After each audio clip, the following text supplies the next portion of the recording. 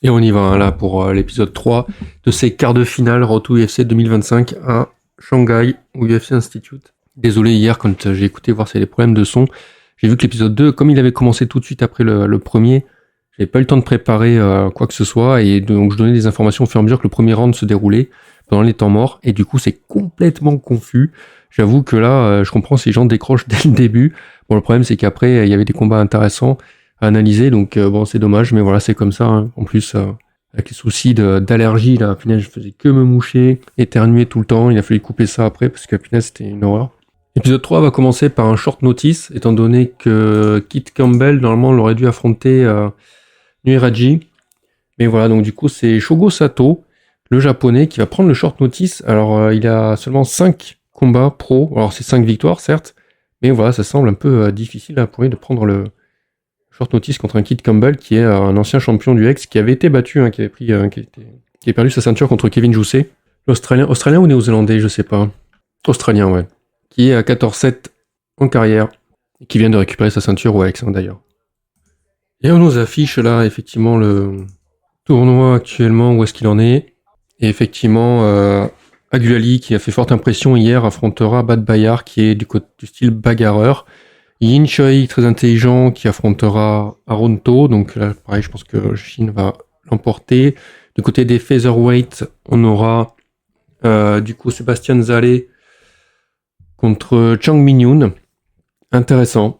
Les deux combattants ont des choses à proposer. Je pense que Zalé mettra peut-être plus de volume et pourra l'emporter. Là, ce sera ma prédiction. Et en face, on aura donc Keishiro Nakamura contre Kei Wenli. Voilà, très intéressant. C'est vrai que cette catégorie featherweight là, dans le Road to UFC, on a de très bons combattants, du coup, qui arrivent en demi-finale. Je suis impatient de le voir finalement, cette demi-finale-là. Et c'est parti, du coup. Premier combat. Sato contre Campbell, donc. Premier round. Vérifier distance. Sato qui est en train de reculer, alors que Campbell, petit à petit, avance. Sato qui se jette en avant pour gagner un petit peu d'espace et pas se retrouver acculé. J'ai oublié de le préciser hier, mais c'est vrai que la cage est petite, un peu comme à l'Apex. Ouh là, Sato qui rentre tout de suite en baissant la tête et en envoyant 2 crochets du gauche. Il retente la même. Campbell qui se met en sidestep pour envoyer un middle en contre. Ça calme un peu Sato, mais Sato qui se retrouve encore dos à la cage. Campbell qui le cadre bien à chaque fois. Et encore Sato, le même enchaînement. Sato qui se jette sur lui encore une fois tête baissée. Campbell qui lui attrape la nuque, qui lui envoie un coup de genou. Et du coup, Sato qui tombe. Et pendant qu'il tente de se protéger au sol, Campbell lui envoie un énorme ground and pound avec ses coudes, avec ses poings. Faisant même glisser ses poings vers le coude. Et le problème, c'est que Sato ne réagit plus du tout. Il reste bloqué, même s'il se protège. Plus aucune réaction. Et Campbell qui obtient son TKO. Premier round très vite. Ça donne malheureusement l'impression que Sato était juste un faire-valoir. Deuxième combat de cet épisode 3, c'est parti chez les lightweight avec le chinois Ren Yawei qui a 8-3 en carrière, qui part favori contre Denny Dafa, l'indonésien, qui a 6-1 en carrière. Gros avantage d'allonge du côté de l'indonésien. 27-25 ans. Premier round, c'est parti. Ouh, lourd Yelka, déjà de Ren. Attention, la combinaison de Dafa là. Ils sont tous les deux à box range. On est vraiment sur du box range.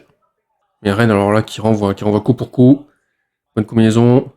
Il varie, il envoie des leg kicks en même temps. Dafa qui rentre ce 1-1-2. Suivi d'un high kick. Venu de nulle part. Qui connecte bien Ren. Dafa n'insiste pas. On repart en neutral. Attention là, Ren qui envoie une série de crochets. Dafa qui part au coup de marteau. Leg kick de la part de Ren, pardon. Le wheel kick de Dafa. Bien esquivé de la part de Ren. Il y a le cas de Ren qui a l'air de cogner dur là-dessus. Attention, ça rentre côté de Dafa. C'est très brouillon au niveau de les frappes. Oh là là, le coup au corps direct de la part de Ren. Ça enchaîne sur une balayette pour envoyer au sol, mais le Weezer qui empêche ça. Et Dafa qui va insister pour essayer d'envoyer Ren au sol. Mais ce Weezer qui l'en empêche encore une fois. On se retrouve en clinch control contre la cage. Dafa qui tente de relâcher. D'envoyer un crochet en rupture, ça ne touche pas. Tente encore de balayer la jambe de Ren pour l'envoyer au sol. Ça ne fonctionne pas. Ren qui a une bonne takedown defense apparemment. Middle timide de Ren là. Attention, ça reprend un peu plus de distance du côté de Dafa. Le 1-2 de Dafa. Le high kick par contre de Dafa qui cette fois-ci était prévu par Ren. Cette distance là, il avait vu venir. Attention, ce double crochet là au en contre, qui sonne un peu d'Afa, qui tente de temporiser en envoyant un takedown. Et tout de suite, Ren qui prend la guillotine, et qui tente de la verrouiller. Mais alors je ne comprends pas parce qu'il monte très très haut. Et ça fonctionne. Il a complètement endormi Dafa. Très réactif Ren. Très belle performance. Pauvre Dafa qui reprend ses esprits petit à petit. Pour moi, c'est une grosse erreur de la part de Dafa qui a un gros avantage en allonge et qui restait vraiment à close range. On était vraiment entre la box range et la close range. Je ne comprends pas alors qu'il aurait pu très bien s'en sortir à distance. Malheureusement, une fois que le combat s'est passé à distance, Ren avait beaucoup plus de lecture de son adversaire, arrivait beaucoup mieux à le contrer sur ses entrées et sur ses frappes, à les esquiver, apparaît. Et là, cette tentative désespérée d'attraper cette single leg, on le revoit au ralenti, pour temporiser une fois qu'il s'était pris à ses 2 crochets. Ren très réactif là-dessus, qui monte très haut et qui verrouille très bien. Voilà, on voit sur l'autre angle de caméra, effectivement, il montait très haut parce qu'il avait verrouillé effectivement sa prise. On continue, 3e combat du coup de cet épisode 3. On est sur Sim Kai-jong, surnommé le Cobra, qui nous vient de Singapour. On est dans la catégorie des flyweight et il est ceinture noire de JJB. J'attends de voir ça dans la cage, ce que ça va donner. Il affronte le japonais Kuya Ito. Ito, lui, qui est des bantams, puisqu'il est champion à l'Eternal actuellement, et qui est sur 7 victoires consécutives. Il est ceinture noire de karaté, et il est né à Nagano. Tale of the Tape, donc on est bien chez les bantams pour cette compétition. 28-27 ans.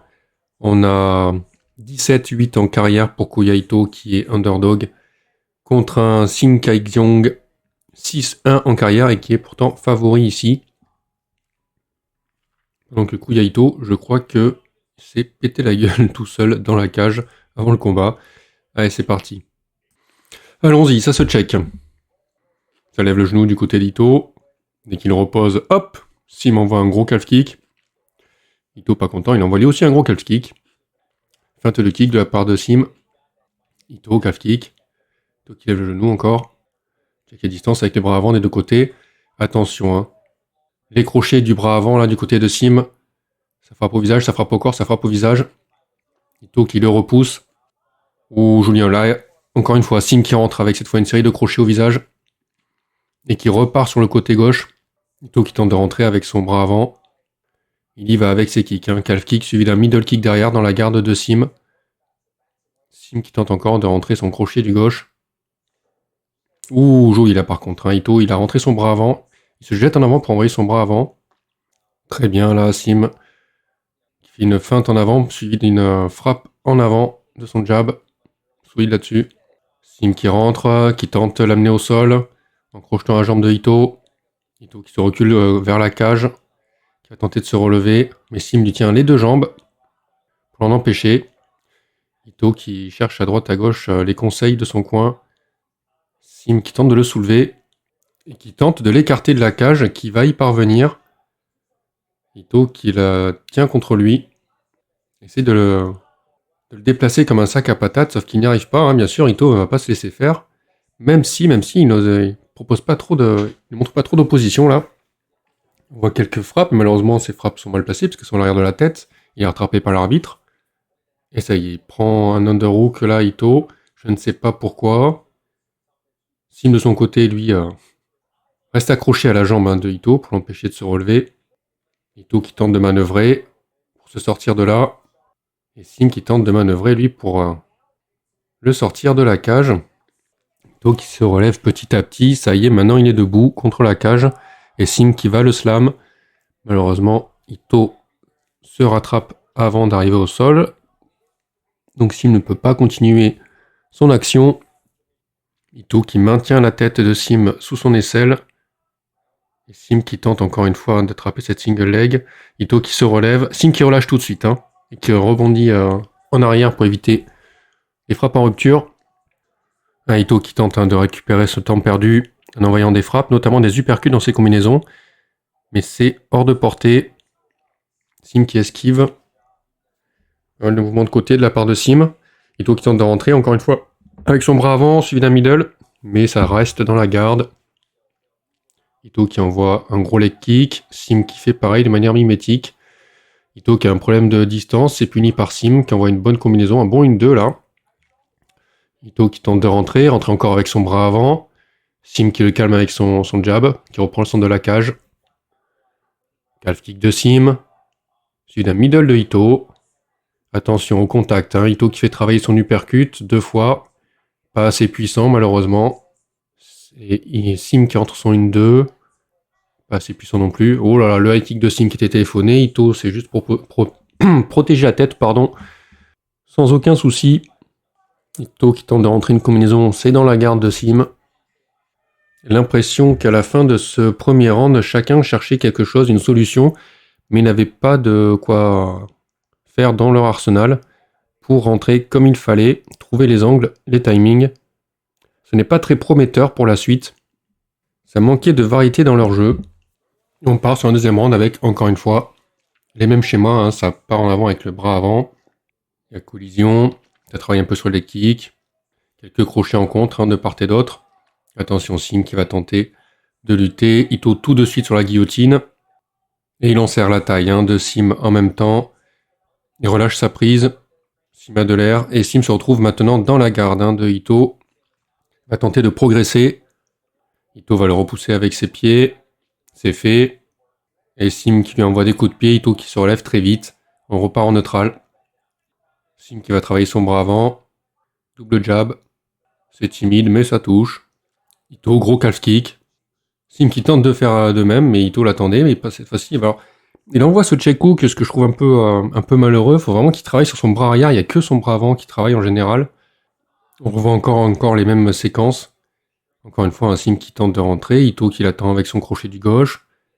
Toujours hein, ce crochet du bras avant, ce bras avant qui va travailler. Et pas le bras arrière. Un push kick de Sim. Sim qui tente de tourner autour. Beaucoup de phases de neutral. Chacun ne sachant pas quoi faire, hein, quoi proposer. Et voilà, Ito qui va rentrer, qui se fait cueillir par Sim. Hein. Et au moment où il titube, Sim n'insiste pas tant que ça. Ito qui va essayer d'accrocher à single leg pour temporiser. Sim n'insiste pas, ne va pas tenter de le finir là-dessus. Ouh, attention cette fois-ci. C'est Sim qui a mauvaise distance. Et Ito qui l'a pas raté avec son crochet. Sim qui titube. Ito qui lui court après. Sim qui attrape la single leg. Ito qui se retrouve contre la cage. Et Sim qui temporise là-dessus. Il voit que le takedown n'est pas possible comme on l'a déjà vu au premier round. Du coup, il va chercher une guillotine là. C'est hasardeux. En plus, la caméra là, on voit pas grand-chose. À part qu'il le plaque contre la cage. Avec la tête sous son aisselle. Voilà, Ito qui se dégage. Et c'est maintenant qu'on a l'autre angle de caméra, sauf que c'est trop tard. Maintenant, on a l'angle de caméra sur le dos de l'arbitre. Mais vraiment là, à la régie, oh.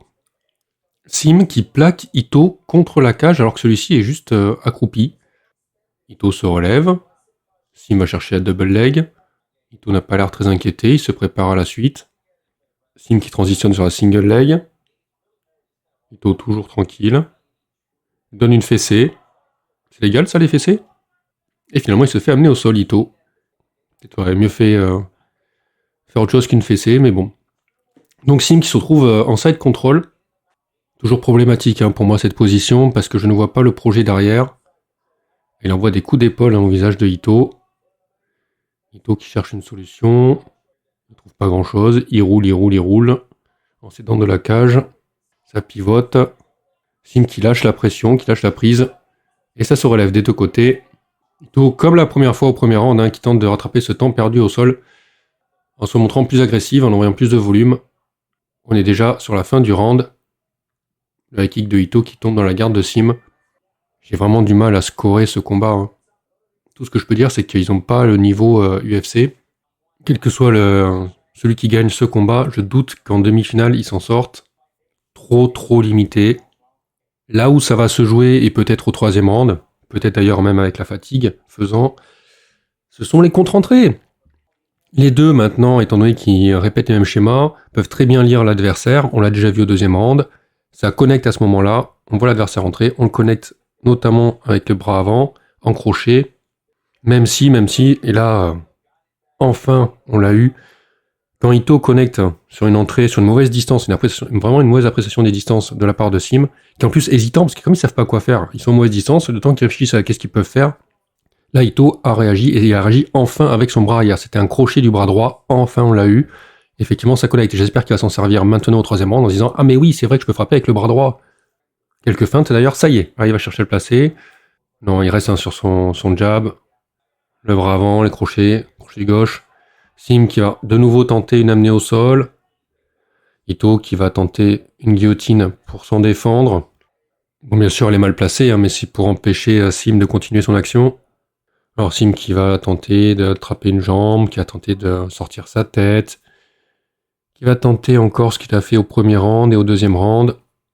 Ça se relève, on part en neutral. Sim qui est sur un high kick encore dans la garde de Ito. Le calf kick de Sim. Et Ito qui envoie son direct du bras droit. Ouh là là, le gros swing du gauche là de Sim. Pas mal, ça a bien touché. Il renvoie un crochet du gauche derrière. Ito qui tente de rentrer son jab. Quelques leg kicks de Sim. Attention, Sim qui est très lisible sur ses entrées. Ito qui tente de placer un uppercut, ça ne touche pas malheureusement. Il se jette quand même sur Sim pour envoyer 2 crochets. Qui ne connectent pas. Et Sim encore une fois qui va chercher cette single leg, projetant Ito contre la cage. On sait déjà que ça ne mène à rien, donc on va juste attendre qu'il se libère et qu'il reparte sur de la cage. Oh bah il insiste pas cette fois-ci Sim. D'ailleurs Ito en profite pour envoyer une bonne série de crochets au visage de Sim. Ou le front kick whiffé de Sim là. Le jab de Sim qui est contré par un autre jab de Ito, beaucoup plus solide celui-là. On part sur des synchro jabs. Ito qui a l'air fatigué, qui envoie son high kick complètement au pif. Et Sim qui réagit en envoyant son 2-1. Pas mal. Et c'est Ito cette fois-ci qui va chercher la single leg. Mais lui il va pas insister. Une fois que ça arrive à la cage, il va envoyer 2 uppercuts. J'aime bien ces uppercuts en clinch à Ito par contre. Double jab de Ito, pas mal. Ouh, ça y est. Grosse variation sur ces séries de crochets. Ça frappe au corps, ça frappe au visage. Ou attention là. Il se jette en avant pour envoyer son jab. Ça connecte Sim qui s'était pas protégé. Pourtant c'est un peu téléphoné. Peut-être esquiver quelques frappes. Sim là ce serait bien. Le middle de Ito. Sim qui veut en profiter pour l'envoyer au sol. C'est très bien défendu de la part de Ito. Sim qui n'a plus trop de conviction maintenant dans ses amenées au sol. Il le plaque contre la cage. Peut-être essayer de gagner juste du temps de contrôle, sans plus. Et ça repart en neutral à 30 secondes à la fin du premier round, du 3e round, pardon. 30 secondes à la fin du combat. Ça s'envoie des frappes n'importe comment. C'est plutôt piffé. On sent qu'on est en eau trouble. Mais Ito, là, il joue de sa nervosité. Il va rentrer des séries de crochets. Il veut insister. Il le veut, il a veut sa victoire. Et ça rentre sur des séries de crochets. Fin du combat. On va avoir des mecs complètement beurrés. À la fin du combat. Et ben, c'était pas intéressant. Peu importe qui gagne. Pour moi, là, on n'est pas sur le niveau UFC. Et on y va pour la décision finale. Wow. 30-27, 29-28 et 29-28 pour Sim Kek-Jong du Singapour. Alors, beaucoup plus de frappes significatives du côté de Ito. Mais effectivement, on a ces phases de contrôle, ces phases de grappe. Voilà pour lui. Alors, pour la petite histoire sur l'interview qui suit, en fait... on lui pose la question qu'est-ce qu'il pense du combat principal de cet épisode qui va opposer donc Peter Daneso à son adversaire. Parce que, en fait, Peter Daneso l'avait déjà fini un premier round avec un genou sauté il y a quelques temps. Donc du coup, si Peter Daneso remporte cette victoire en quart de finale, il risque de l'affronter de nouveau pour un rematch en demi-finale. Il est très respectueux, il dit de toute façon, il n'y a que des bons combattants dans cette compétition, des très bons combattants. Je souhaite plein de bonnes choses et qu'on se retrouve et tout, très bien, mais voilà, que le meilleur l'emporte. Il n'y a pas vraiment d'appréhension sur un rematch ou quoi que ce soit, quel que soit son adversaire, de toute façon. Beaucoup de respect pour ses adversaires, quels qu'ils soient. Et voilà, qu'ils se battent, on verra ce que ça donne. Et la suite, chez les lightweights, avec ce combat attendu entre Jack Baker et Jae-Yoon Park. Jack Baker qui part favori, 13-5 en carrière. Park qui a 7-3 en carrière, le coréen, 33 ans pour Baker, 23 pour Park, 9 ans d'écart, un peu plus d'allonge pour Park. Alors pourquoi c'est attendu ? Et je ne sais pas pourquoi. Baker bénéficie d'une certaine aura, il est attendu, Je ne sais pas pourquoi. Personnellement, je ne trouve pas que ce soit forcément extraordinaire. Bon, on y va. Hein, c'est le 4e combat de cette soirée. Enfin, de cette soirée. Cette soirée à Shanghai, il fait déjà nuit. Je suppose. Baker qui vient de Perth en Australie. Femme Perth, où l'UFC a l'habitude de faire des événements. Combattait à l'Eternal, Baker. Allez, envoyez la sauce. C'est parti. Très agité, Park. Beaucoup de feintes. Beau travail sur son footwork. Baker qui lui est beaucoup plus statique, lève le genou, qui envoie un ILK. Des feintes un peu plus timides. Quand celles s'enfrontent. Park les jabs qui sont esquivés. Baker qui répond avec un bon crochet du gauche. Jab au corps de Baker. Le mimétisme de Park qui ne touche pas. Ah, il retente encore une fois. Mais attention, parce que Baker l'attend avec son bras avant, que ce soit en jab ou en check hook. Le calf kick là de Park, très bien. Baker qui profite de rupture de distance pour envoyer ses crochets. C'est intéressant. C'est automatique, c'est très rapide de son côté là-dessus. Il a des bons réflexes. Il rompt la distance pour aller partir en clinch contre la cage. Bon, ça va faire partie de sa stratégie, parce qu'il n'y a pas de problème debout, apparemment. Park qui va se défendre, mais Baker qui arrive à aller imposer sa double leg et à le maintenir au sol. Il appuie carrément sur les épaules pour empêcher Park de se relever. Mais Park se relève et du coup on repart sur une phase... Oh, c'est renversé. Et cette fois-ci, c'est Baker qui va devoir se défendre au clinch. Bon genou de Park. Et Baker qui renverse. Mais t'as vu que ça peut durer longtemps. Ouh, genou de Park là, ce qui vont carrément au visage de Baker. Et ça renverse, ça se renverse. Ouh, le crochet là de Baker qui est touché au niveau du coude, je crois. Et Park qui envoie un énorme crochet également de son côté à la rupture. Du coup, je ne comprends pas la stratégie de Baker, vu ce que ça donne en clinch. Il aurait mieux fait d'éviter cette phase-là, cette séquence. Il n'en sort pas glorifié. Park intéressant sur une 2. On voit un petit leg kick. Baker qui montre que lui aussi peut envoyer des leg kicks. Allez hop. Attention, Park un réactif sur son bras avant dès que Baker veut rompre la distance. Moitié du premier round. Oh, joli là. Le takedown de Park est parti d'un coup. Tout de suite, la réaction de Baker, ça va être la guillotine. Mais qui relâche tout de suite. Du coup, Park se retrouve dans la garde. Très bon timing, très bonne exécution de la part de Park là-dessus. Alors Baker qui va essayer de se dépatouiller de ça en lui envoyant quelques petites frappes à la tête. Alors que Park progresse. Il n'arrive pas à faire de transition sur la demi-garde. Baker se défend très bien au niveau du bas du corps. Et envoie quelques frappes au visage de Park. Baker qui bloque carrément le bras gauche de Park. Et Park qui se libère de ça, qui est passé dans la demi-garde, qui en a profité. Baker qui tente de se retourner, du coup Park lui prend le dos, n'arrive pas à prendre le sac à dos, il se tient prêt à lui balayer la jambe, voilà, et rentrer dans le dos, très bien. Il est dans le dos là de Baker, au sol. Baker qui tente de se détacher, mais Park qui a bien verrouillé sa prise au niveau du corps. Et du coup le voilà bien en sac à dos pendant que Baker tente de se relever. Tête contre la cage. Park qui relâche sa prise. Baker va tenter de le faire basculer à l'avant du coup. Je ne comprends pas pourquoi Baker reste du coup à essayer de balancer Park par-dessus sa tête contre la cage alors qu'il est contre la cage. Et voilà, c'est du coup Park qui en profite pour rester dans le dos, malgré qu'il ait lâché son body triangle. Alors il propose pas vraiment de menace Park pour l'instant, il y a quelques frappes et encore c'est très rare. Pas vraiment de tentative de soumission non plus, c'est juste qu'il tient le dos là.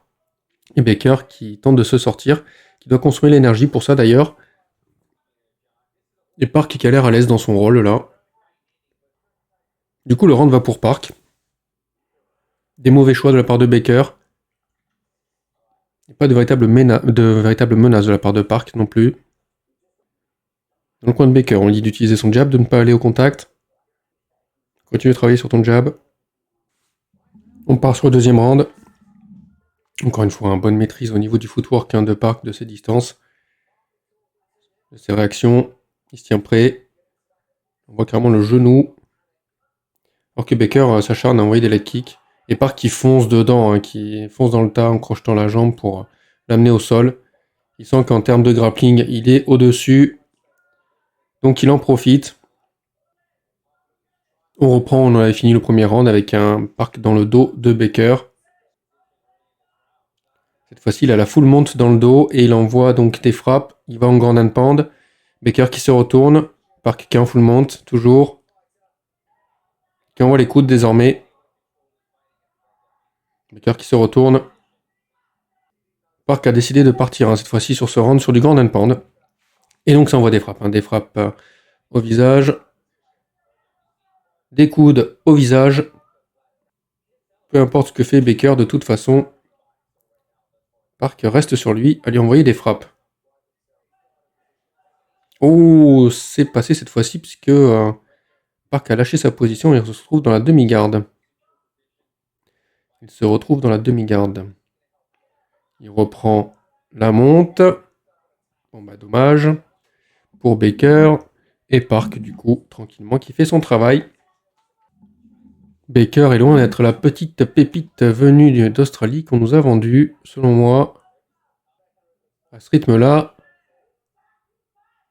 si Park ne finit pas avec du grand and pound sur ce round, ce sera un 18 pour Park, pour ce round.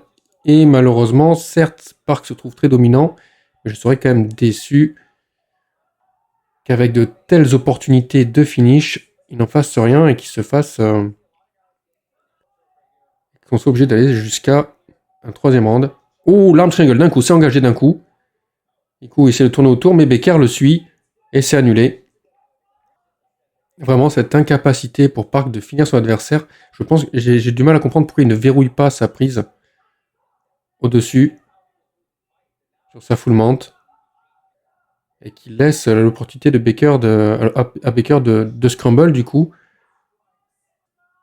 C'est-à-dire que là, pendant 4 minutes, on a Park qui est au-dessus de Baker et qui se prend des frappes à la tête. Et Baker, en fait, essaie juste de rouler, voilà, par-ci, par-là. Et Park qui continue de lui envoyer des frappes. Ah, on y est là, on y est, ça y est, c'est fini, enfin. Ouais, bah, je crois que Baker est arrivé à bout de souffle, surtout. Il ne bougeait plus. Et Park l'a fini. 4 minutes, comme ça. Il y a eu une petite tentative de arm triangle. Mais c'est tout. Bon, bah ça va. Park remonte dans mon estime, il peut quand même le finir. Mais c'était laborieux pour obtenir ce finish.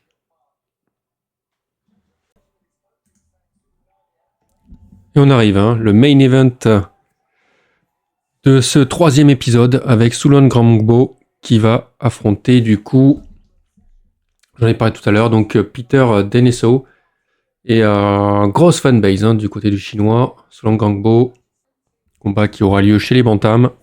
On sent qu'il est à domicile. Le public est avec lui. Il est sur 7 victoires consécutives. Dans la vidéo de présentation avant, il nous racontait qu'effectivement, ça va être un duel striker contre striker. Peter Daneso, lui, est né au Danemark et il défend ici la Thaïlande. Tale of the Tape, Sulon Grambo, qui n'a que 19 ans, léger underdog, il a 8-3 en carrière. En face, 24 ans, il est jeune aussi, Daneso, mais c'est quand même 5 ans de plus. Qui a 8-3 en carrière également, tout comme lui, donc il est léger favori. Il y a un léger avantage en allonge. Et c'est parti, l'arbitre Mark Craig qui lance les hostilités. Calcule leg kicks, check la distance. Sulon Grambo prêt à bounce back in. Calf kick de Daneso. Sulon Grambo qui n'arrive pas à trouver ses frappes. On sent que tous les deux sont très réactifs. Attention, Daneso qui tente de rentrer une combinaison. Sulon Grambo qui le projette contre la cage et qui envoie une combinaison. Daneso qui est du coup calmé. Beaucoup plus statique là. Sulon Grambo qui se montre à l'aise du coup. Ouh, gros calf kick de Daneso encore là. Il se jette encore pour envoyer une combinaison au visage. Sulon Grambo qui a fait un pas en arrière puis un pas de côté. Apparemment c'est sa défense. De toute façon il a failli check le calf kick cette fois-ci. Daneso qui a des très bons déplacements, une bonne gestion de l'espace. Quand on voit ses jabs là, quand il a l'opportunité, c'est pas mal. Attention, la jab, il passe à côté. Daneso qui tente de le cadrer. On voit une combinaison, mais alors c'est peu précis. Gros crochet du droit de Daneso qui tombe bien dans la garde, qui ne touche rien du tout. Qui est complètement bloqué par Solangbro. Calf kick de Daneso. Solangbro, on le sent prêt à checker les calfs là. Malheureusement, c'est un peu trop tard. Ou grosse combinaison de Daneso qui varie les cibles. Solangbro qui se libère. Gros middle de Daneso dans la garde de Solangbro. Solangbro par mimétisme, sauf que Daneso l'avait vu venir et du coup il envoie encore une combinaison. Petit 1-2. Attention au contact. Solangbro qui envoie un bon crochet du gauche. On reprend le neutral. Encore le fameux calf kick de Daneso. Daneso qui rentre avec son jab. Pas le temps de placer son bras arrière. Solangbro s'est dégagé. Ouh, là il a failli checker encore le calf kick. On reste sur les mêmes schémas. Avec un Daneso qui tente de rentrer ses combinaisons et Solangbro qui de toute façon fait un pas en arrière puis un pas sur le côté, ce qui empêche Daneso de continuer ses combinaisons quand il se retrouve à la cage. Et toujours Daneso qui va envoyer également des calf kicks qui sont checkés par Solangbro. Solangbro qui tente là d'ici d'envoyer son bras arrière. Et tout de suite après il rentre son 1-2 sur le recovery de Daneso. Très intelligent. On sent Solangbro beaucoup plus en maîtrise. Attention, la feinte là de jab de Solangbro pour envoyer un uppercut. Heureusement, Daneso s'est bien reculé. Du coup, c'est cancel de la part de Solangbro. Attention, les mouvements latéraux là de Solangbro qui sont lus par Daneso qui tente d'envoyer un crochet du gauche pour le bloquer. Solangbro qui ne bronche pas. Chaque fois, j'oublie une syllabe. Soulan Grangbo. Ou le check hook de Soulan Grangbo là. Ça a bien freiné Daneso qui accuse le coup. Ouh, énorme là. Daneso qui était parti. Le bon timing de Solangbro qui envoie tout de suite un crochet au foie et qui achève Daneso au sol. Oh, c'était magnifique. Magnifique. On voyait qu'il était en maîtrise, Solangbro. Daneso qui je l'ai dit, c'était un peu répétitif. On voyait les mêmes schémas. Solangbro qui travaillait sur sa lecture, l'analyse de son adversaire. On voyait qu'il avait un arsenal beaucoup plus large et qui cherchait l'opportunité de trouver la frappe. Pas forcément la frappe, même les combinaisons, même plein de choses. On sentait qu'il était vraiment en maîtrise sur ses distances, ses gestes, ses angles, qu'il réfléchissait en même temps, alors que Daneso, lui, attendait le moment de continuer à envoyer ce qu'il avait envoyé. Là, Daneso qui s'est jeté sur lui, encore une fois, sûrement pour envoyer sa combinaison classique. On va revoir le ralenti. Oh là là, c'est tout de suite. En fait, il était parti pour envoyer son uppercut. J'ai pas l'angle de caméra. Pour moi, ça a touché au corps, mais il se peut que comme Daneso soit penché à ce moment-là, ce soit parti sur le menton. Ah ouais, c'est parti direct sur le menton en fait. Avec cet angle de caméra, on le voit bien. Et pourtant, on l'a vu juste avant. Cette tentative d'envoyer un faux jab pour envoyer l'uppercut derrière. On a vu cette séquence juste avant de la part de Soulan Grangbo. Très bien, il m'impressionne. Je pense que c'est un combattant, qui a un très bon niveau. Et en plus, il est très jeune. Je pense que là, au niveau de sa progression, d'ici 2-3 ans, ça va être une terreur s'il continue de progresser. Alors là, il s'est passé un combat seulement debout, bien évidemment. Il faut voir ce que ça donne en grappling, en lutte, au sol. Mais là, pour l'instant, debout, c'est solide. C'est solide. On voit qu'il bronche pas. On sent qu'il a les bases vraiment qui sont là. Et surtout qu'il frappe dur. Quand il veut frapper dur, il frappe dur. Peut-être qu'il était underdog parce qu'il était un peu méconnu. Mais franchement, impressionnant. Et du coup, le voilà sur 8 victoires consécutives. Même sur les séquences avant, on voyait que Daneso s'attendait pas à une telle force de frappe en face de lui. On sentait que ça le calmait. Il y avait un temps où il était waouh, ah oui, d'accord. Donc si je me fais toucher, je me fais vraiment toucher. Ça se voyait et là, ça s'est confirmé. Donc à froid, il se peut que je revoie un petit peu mon avis, mais en tout cas, oui. Oui, très bon combattant. J'attends vraiment de voir la suite pour lui. Alors pour le débrief à chaud de cet épisode 3, qu'est-ce qu'on a eu d'intéressant ? Désolé pour moi, Kit Campbell, il n'y avait pas vraiment d'adversité en face. Pareil pour Yahweh Ren. Denis Dafa, c'était pas ça. Sim contre Ito, ouais, c'était trop laborieux, trop répétitif, trop limité. Park contre Baker, pareil, je trouve que là, c'était trop long pour finir Baker.